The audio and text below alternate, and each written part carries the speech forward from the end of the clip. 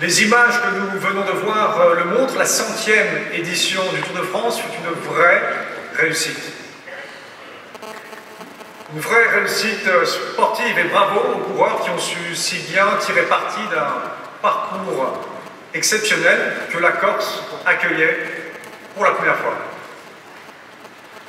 Une réussite médiatique aussi, avec près de 600 médias présents dès le départ de Corse, dont les paysages ont été magnifiés grâce au talent des équipes de France Télévisions.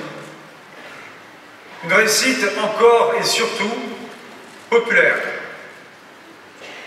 qui démontre toute la vigueur, tout l'ancrage et toute la modernité du Tour de France. Les équipes d'ASO ressentaient l'ardente obligation de faire de cette 100e édition un succès. Elles se sont investies corps et âme pour donner à ce rendez-vous particulier un éclat exceptionnel. Du tracé de la course aux animations en son et lumière des Champs-Élysées, chaque pan de l'organisation avait été spécifiquement pensé pour fêter ce grand anniversaire.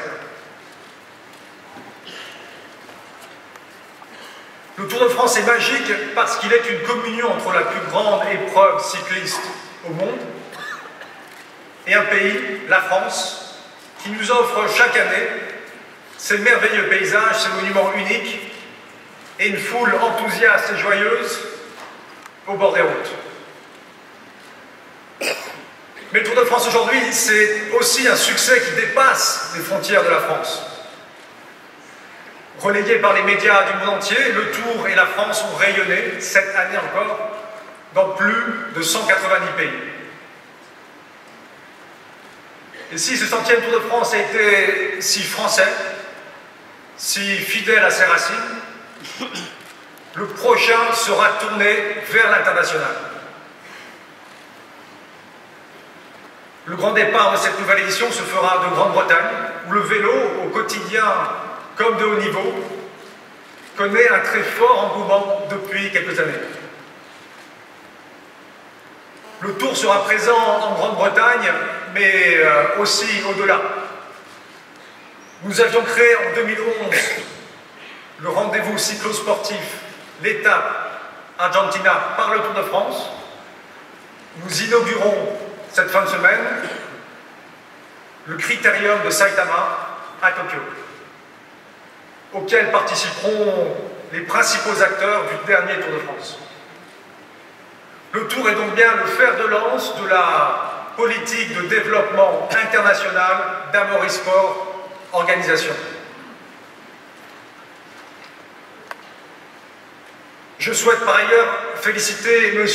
Brian Cookson, ancien président de la Fédération britannique de cyclisme, pour son élection à la tête de l'Union cycliste internationale.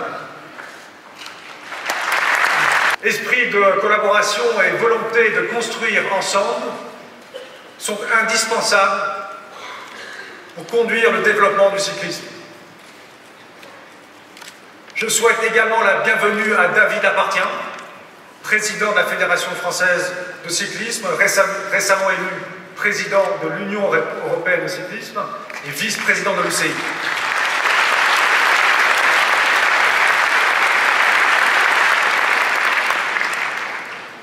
Je crois que nous sommes tous impatients maintenant de découvrir avec Christian Prudhomme le tracé de la prochaine édition, mais je vous propose auparavant de revoir quelques images de cette 100e édition du Tour de France qui fut une joyeuse fête. Merci à tous.